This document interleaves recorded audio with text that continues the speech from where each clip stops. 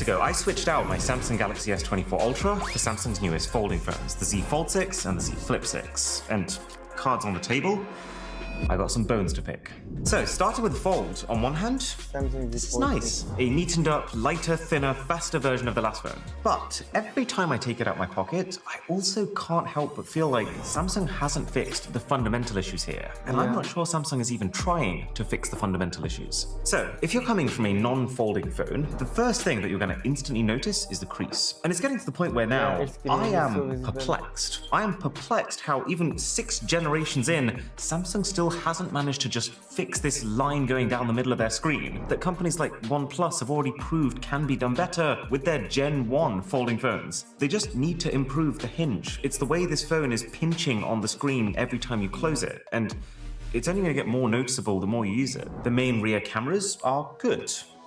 Is what I would say if this was an $800 phone. Coming from the S24 Ultra, you really can feel the compromise. Whether that's the more limited zoom range, the slightly less reliable focusing system thanks to the lack of laser autofocus, or just the extra bit of graininess that creeps into dark photos and videos because of the smaller sensor here. Now, most people who go out and buy and use this phone probably won't know what they're missing out on. But that's my job, having used both of these phones, to tell you that what you're getting here stings a little bit, especially considering that you can now get a brand new Galaxy S24 Ultra for like $1,000, while the Z Fold 6 will run you $1,900. It's 2 times the price. $1,900, man. See, this is it so made expensive. complete sense to me that the first Galaxy Fold was significantly more expensive than a normal phone. I mean, a lot of R&D would have been required to build all the new parts and concepts from scratch for something that Samsung didn't expect to sell many units of. So they had to recoup the cost somehow. But that's not the case anymore. In the current market, this hinge and this folding screen, these are standard parts. This phone almost definitely does not cost more than $200 extra to produce than this, but it's like $800 to $900 more expensive to you for no other reason than that's become the default expectation for a Fold, and they know they can get away with it. Paying $1,900 for a phone, you would expect this to be the place where Samsung throws every single thing they got at the wall. But instead, you get basically the same camera setup as not even the S24 Ultra, but the tiny base Galaxy S24. And your selfie cameras are even worse. The front one's not too bad. It takes 10 megapixel shots that make you look nice. It's standard Samsung fare. But the inside 4 megapixel camera makes you look sick. And I don't mean that as a compliment, I mean that literally. Shooting photos on this reminds me of shooting photos on the PlayStation Portable camera like 15 years ago. And I have heard a few people saying, well, this camera is designed for video calling, which is low quality anyway, so you're not going to notice the resolution. But disagree. The resolution is so low that you can't record 4K video with it, which I have found myself wanting to do a pretty decent amount. The camera seems to have a persistent faintness to it, presumably because of the extra layer of pixels on top of it. But also, since the whole appeal of the phone is to use it while it's open and use flex mode to prop the thing up to record videos, I don't think you can argue that this camera is only for video calls. At least 20% of the time, this is the camera that you're gonna want to use to shoot stuff. So the quality really matters. And it just makes you wonder, how did this happen? Samsung introduced this 4 megapixel under display camera on the Z Fold 3. It was terribly received then, and they've had the 4, the 5, and now the 6 to fix this. And so how have we ended up in a situation where this is the camera experience from a $2,000 2024 flagship grade enthusiast smartphone?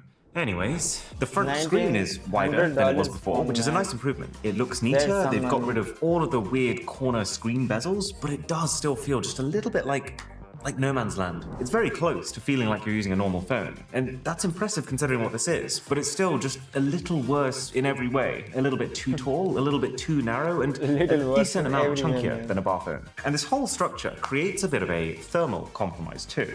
It's not hugely surprising. I mean, when unfolded, you're having to light up a larger screen area, which creates more heat. And then when folded, this is a thicker slab, which makes it harder for that heat to escape. And this isn't some niche perk that only affects your gaming frame rates after prolonged periods of play. So many times when I have this phone open and it's like slightly warm outside, I'm noticing I can barely see my screen because it's dimming itself to try and prevent overheating. And 2 times it's actually gone one step further and refused to open my apps because of temperature. Just to clarify, I don't live on some subtropical paradise island basked in sun all day.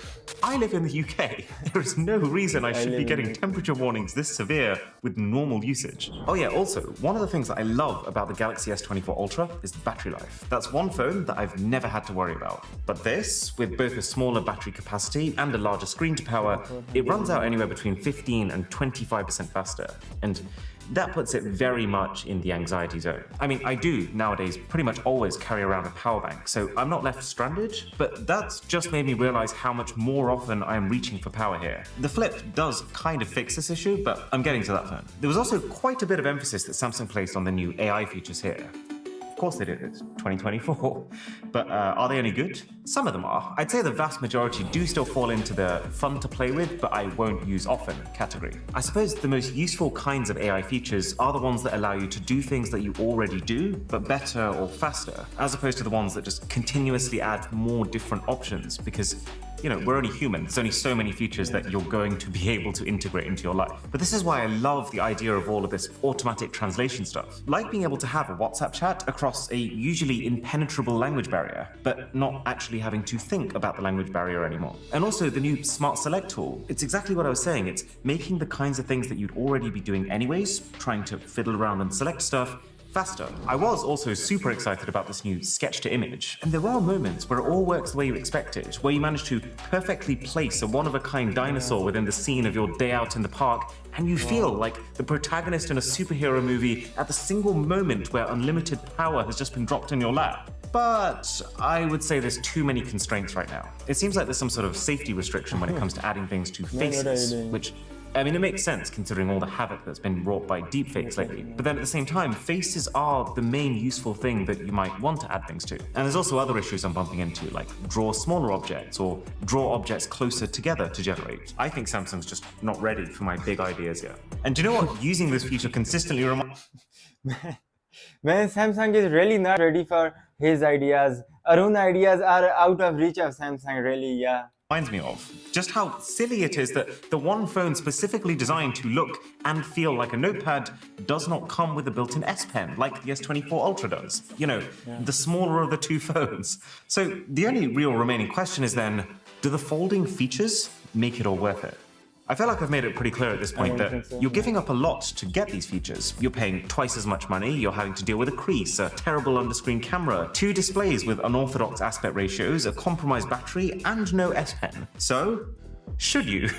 Well, as far as the physical act of being able to prop your phone up on flat surfaces, it feels cool. I've used it a fair bit to record time lapses of things happening or watch movies on a plane by sitting the phone up on my tray table, but it doesn't really matter. I would say you'll actually have a distinctly better experience just using a normal phone with a kickstand case, since you'll get a bigger, more natural screen ratio, and also, oftentimes with these cases, magnets for better wireless charging.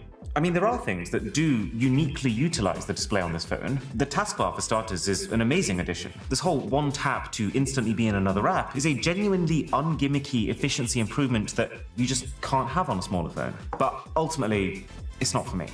You might know that I spent a few months trying to use an iPad as my main computer, and the whole reason that failed was simply because of the mobile operating system. Same thing here. While it is impressive how much this thing can do for a phone, the truth is that for most people, this phone is still a little bit too fiddly and not quite efficient enough to be a good main computer, which makes it hard to justify given that for this price you can actually buy a good, equivalently performing flagship phone and still have the money left over for a great laptop. Yeah. So I fold, and if you're looking at buying this, yeah, if you buy one Samsung S24 $1,000 and in $900 you can buy a pretty decent laptop, I think so, yeah. Please make absolute sure that these specific folding features are things that you'll definitely use. Because if you splurge on a fold and all you end up doing is playing Candy Crush but either squeezed or stretched, that will be a poor purchase decision. I just feel like these Z Folds are a little bit stuck. Not that many people are buying them, so Samsung seems to have lost the drive to actually fix the fundamental compromises, which in turn makes them persistently hard to recommend outside of their niche.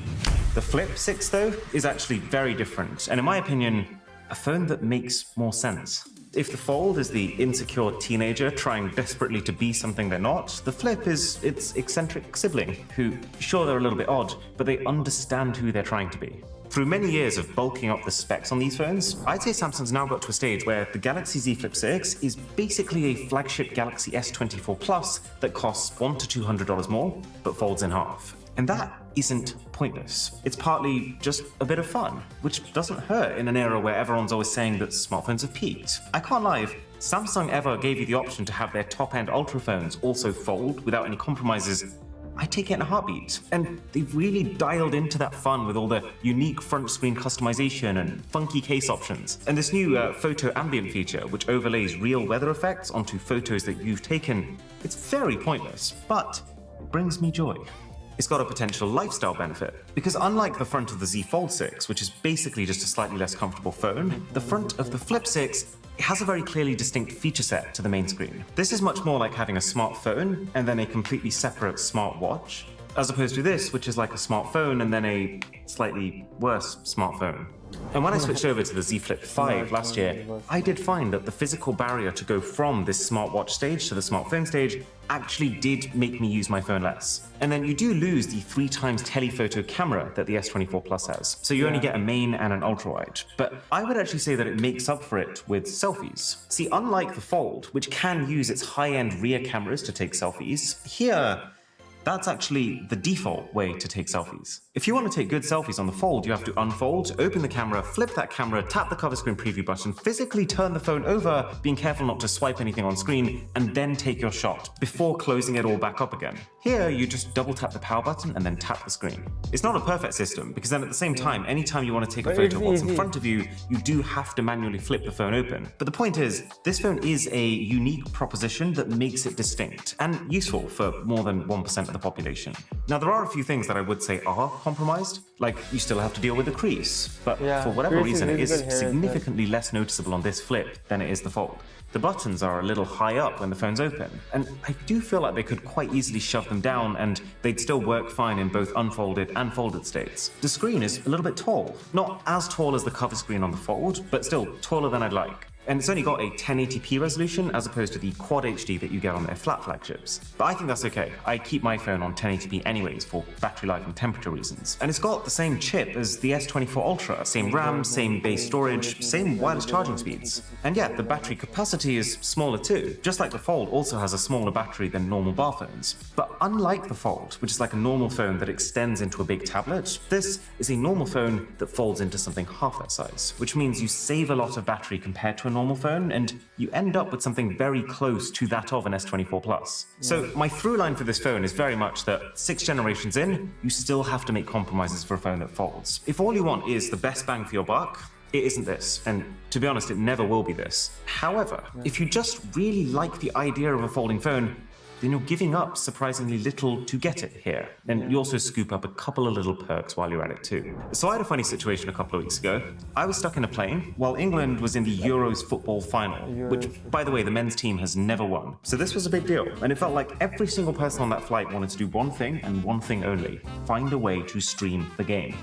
Well, they couldn't. The football was being streamed for free in the UK on BBC iPlayer. But, you know, when you're flying 40,000 feet above the Atlantic Ocean, your phone is going to know that. And the app will refuse to play due to geographic license restrictions. I could literally see the lady in front of me searching live for the best VPN deals on this flight. So you can imagine how desperately I wanted to grab her and tell her that I had it. It's this, Surfshark VPN. We pulled it up, we switched our location to the UK, and we managed to watch England fudge the finals once more, live, after which we kind of wish we hadn't bothered. But the point is, I'm consistently glad that I have this subscription. And given that with the code BOSS, you can now get it for just $2.09 a month, with a 30-day money-back guarantee for an unlimited number of users with 4 extra months for free, it's a bit of a no-brainer.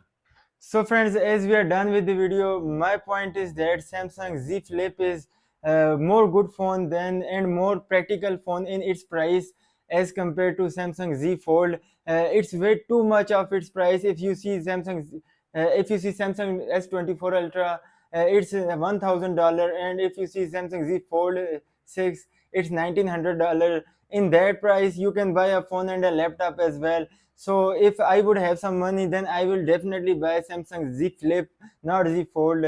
I would definitely buy Samsung Z Flip and maybe with it some laptop as well. So that's it for that video. If you like the video, press the like button and comment any suggestion you have for me. Also do subscribe my channel, and if you haven't watched my other videos, you can see them here as well. So from now onwards, bye.